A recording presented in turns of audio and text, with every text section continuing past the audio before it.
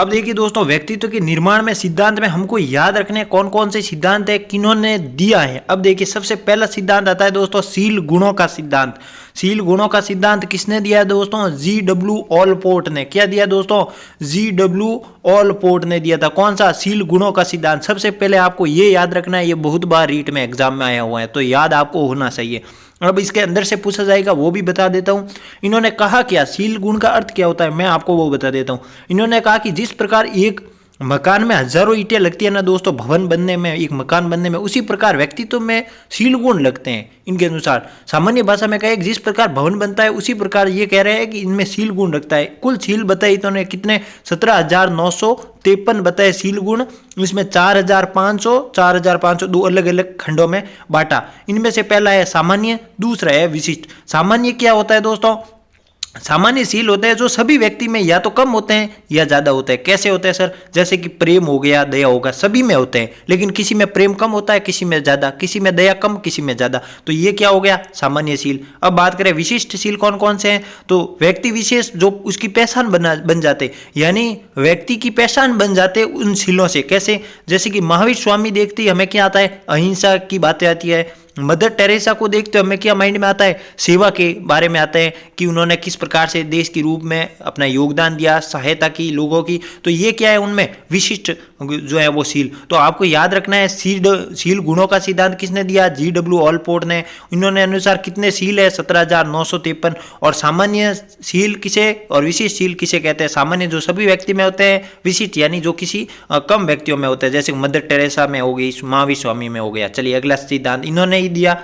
इन्होंने व्यक्तित्व के व्यक्तिगत रूप से 3 मूल प्रवृत्तियां बताई। कौन सी? व्यक्ति में व्यक्तिगत रूप से यानी व्यक्ति के अंदर, एक व्यक्ति के खुद रूप में 3 मूल प्रवृत्तियां बताई। जैसे कि पहला है कॉर्डिनल, दूसरा है केंद्रीय और तीसरा है गौण। याद करवा दूंगा, चिंता मत कीजिए दोस्तों। व्यक्ति के व्यक्तिगत रूप में 3 कौन सी? पहला है कॉर्डिनल प्रवृत्ति, यानी व्यक्ति बताना नहीं चाहता है फिर भी उसकी पहचान बन जाती है, यानी व्यक्ति खुद आकर बताता नहीं है लेकिन उसकी ऑटोमेटिक पहचान बन जाती है। कैसे सर?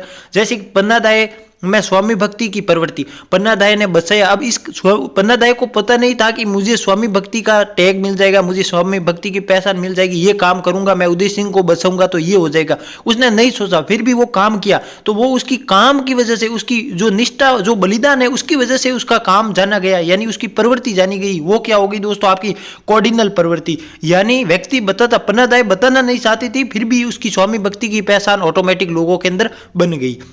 दूसरा है केंद्रीय प्रवृत्ति, समय समय पर बार बार प्रकट होती रहती है, यानी समय समय पर बार बार प्रकट रहती है। एक व्यक्ति में या तो 5 केंद्रीय प्रवृत्ति होती है या 10 केंद्रीय, इससे ज्यादा नहीं होती है। कैसी केंद्रीय प्रवृत्ति सर? तो जैसे कि साहस हो गया, उत्साह हो गया, मिलनसारिता, ये क्या है दोस्तों? केंद्रीय यानी अंदर की प्रवृत्ति होती है। या तो 5 होती है या 10 होती है, इससे ज्यादा नहीं होती है। साहस जो है वो उत्साह, मिलनसारी, ये समय समय पर प्रकट होता है। क्या आप में हर दिन साहस रहता है? नहीं रहता है। कभी आप में नकारात्मकता आती है तो कभी सकारात्मकता। हर समय आप मिलनसारिता नहीं रहते, कभी आप अकेलापन रहना पसंद करते हैं। साहस, कभी आप डर भी जाते हो। तो जरूरी नहीं है, समय समय पर ये प्रकट होती है। वो है दोस्तों केंद्रीय। अब तीसरी है गौण प्रवृत्ति। इसको दोस्तों जानना आवश्यक नहीं होता है, इसके लिए लोग जानते नहीं है कि ये प्रवृत्ति क्या है, किसके बारे में। क्यों? क्योंकि ये खाने पीने खेलने से संबंधित है। अब रोजाना खेलते हो तो वो प्रवृत्ति लोगों को जानकर क्या मदद मिलती है? कोई जानने के लिए इच्छुक नहीं होता है। तो जो सामान्य होती है दोस्तों गौण, यानी जिनको पसंद नहीं करते सभी खेलने, खाने पीने, दौड़ने, ये क्या है दोस्तों? गौण प्रवृत्ति।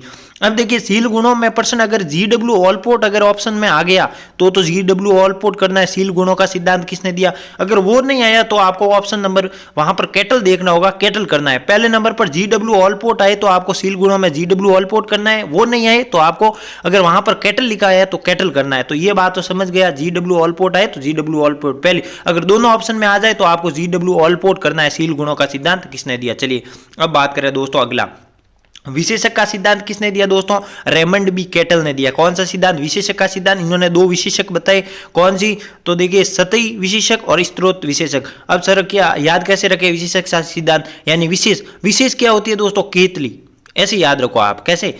विशेष क्या है दोस्तों, केतली, यानी विशेष रूप से हम चाय बनाते हैं, किसका प्रयोग करते हैं, केतली, यानी विशेषक का सिद्धांत किसने, कैटल ने। कैटल केतली बोलिए आप, वहां पर आपको याद आ जाएगा। विशेषक यानी विशेष क्या है, सर ने बताया था हम केतली चाय पीने के लिए, तो क्या हो गई, कैटल का सिद्धांत। दो विशेषज्ञों का योगदान दिया, पहला है सतही और दूसरा दोस्तों इन्होंने स्त्रोत विशेषक। जिस प्रकार दोस्तों ऑलपोर्ट ने सामान्य और विशिष्ट बताया, उसी प्रकार इन्होंने दो बताया, सतही और स्त्रोत। सतही में क्या होता है दोस्तों, व्यक्ति बाह्य व्यवहार या शारीरिक रूप से व्यवहार का पता करता है, और स्त्रोत क्या है दोस्तों, किसी व्यक्ति विशेष तरीके से जो व्यवहार जो है वो जांचने की कोशिश करता है। ये हो गया आपके स्त्रोत। यहां से प्रश्न बनेगा नहीं, सीधा प्रश्न आएगा कि विशेषक का सिद्धांत किसने दिया, याद रखना होगा। अब यहां पर छपने वाला प्रश्न आ चुका है, फिर देखिए दोस्तों ये बहुत महत्वपूर्ण टॉपिक है। कैटल के अनुसार दोस्तों समाज में कुछ लोग होते हैं जो स्पष्ट वक्ता मानते हैं, वो क्या होते हैं, कैटल की भाषा में दोस्तों सक्र विक्षिप्त यानी आधे पागल होते हैं। कौन होता है दोस्तों ये स्पष्ट वक्ता? स्पष्ट वक्ता वो होता है दोस्तों, जैसे वो कहते हैं मैं जो है वो ही बात करता हूं, मैं अपनी तरफ से नहीं करता हूं, चाहे कुछ भी हो, मैं जो बोलता हूं वो ही बोलता हूं। जैसे कि उदाहरण, जैसे मान लो एक फैमिली है, उसमें जो है वो कोई बुजुर्ग लोग हैं और उसका बेटा जो है वो मारा गया। अब लोग आ रहे हैं, उनमें से ये लोगों में से एक स्पष्ट वक्ता, अपने खुद को बताने वाला स्पष्ट वक्ता होता है।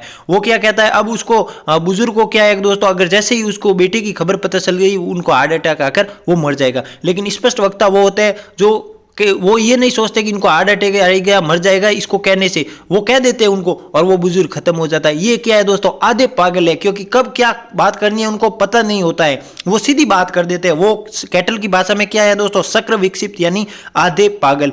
अब व्यक्तित्व निर्माण की 16 पीएफ जो प्रश्नावली किसने दी, ये छपने वाला प्रश्न है। ये पूरी स्लाइड इस स्लाइड में याद रखिएगा। अब यहाँ पर मनोविश्लेषण का सिद्धांत ये भी महत्वपूर्ण है, और कैटल ने कौन सी दोस्तों सील दी, 16 पीएफ प्रश्नावली, पिछले वर्ष में आया वो प्रश्न है, याद रख लीजिएगा इसको कि 16 पीएफ प्रश्नावली किसने दी दोस्तों, कैटल ने दी। क्या किसने दी, कैटल ने। याद कैसे करोगे 16 पीएफ प्रश्नावली, यानी 16 कप भरे केतली से, क्या 16 कप भरे किससे, केतली से, 16 कप भरे केतली से, यानी कैटल ने 16 पीएफ प्रश्नावली दी। चलिए अगला सिद्धांत देखिए आपको, मनोविश्लेषण का सिद्धांत सबसे महत्वपूर्ण, हर रीट में यहां से प्रश्न आता है, हर रीट में।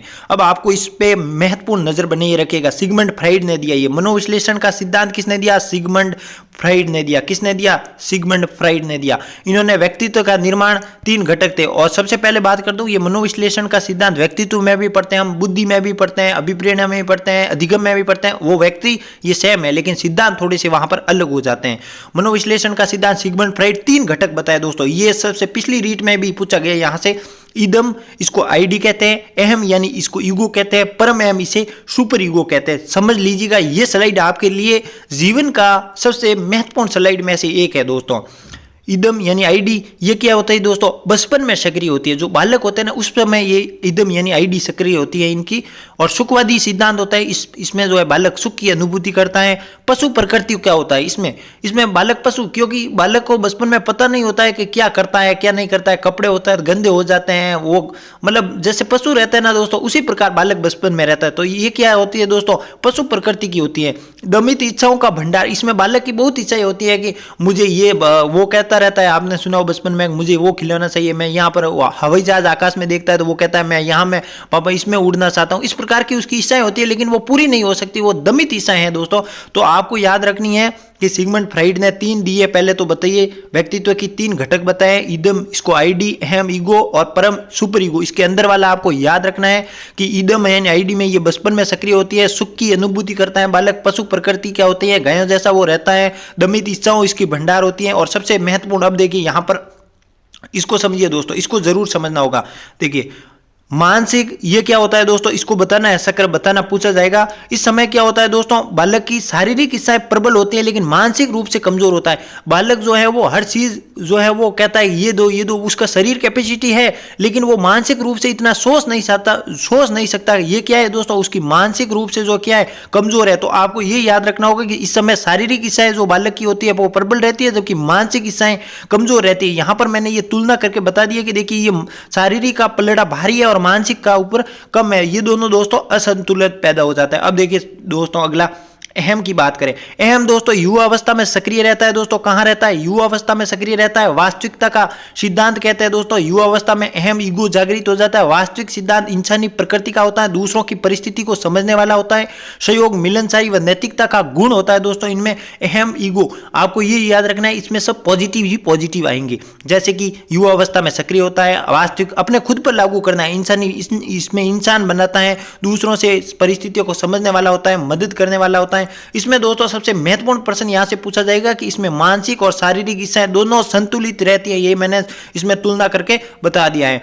अब तीसरा है दोस्तों अहम या परम अहम। ये देखिए परम अहम या सुपर ईगो कहा जाता है। देखिए सबसे इदम बचपन में, युवा अवस्था में, ये अब कहां होगा? वृद्धावस्था में प्रारंभ होगा। ये आदर्शवादी विचार, आपने बुजुर्गों को देखा बहुत आदर्शवादी विचार करते हैं, उनमें देवत्व प्रकृति क्या होता है, वो समझता है कि सब कुछ मैं ही जानता हूं, त्याग करने वाला होता है। जैसे कि घर में कोई आपको गुल्फी लाके दी तो सबसे बड़े पहले बुजुर्ग नहीं खाएंगे, छोटे बच्चों को दे देंगे। हाँ हो सकता है उनकी इच्छा है गुल्फी खाने की, लेकिन गुल्फी कम है तो वो सबसे पहले छोटों को ही देंगे, खुद नहीं खाएंगे। ये क्या है दोस्तों? उनके त्याग करने की भावना, दूसरों के लिए जीना शुरू कर देते हैं, जो है बलिदानी भाव। मैंने कहा था कुल्फी के माध्यम से बलिदान देते रहते हैं। ये क्या है दोस्तों? परम एम या सुपर एग। इसमें दोस्तों क्या है दोस्तों?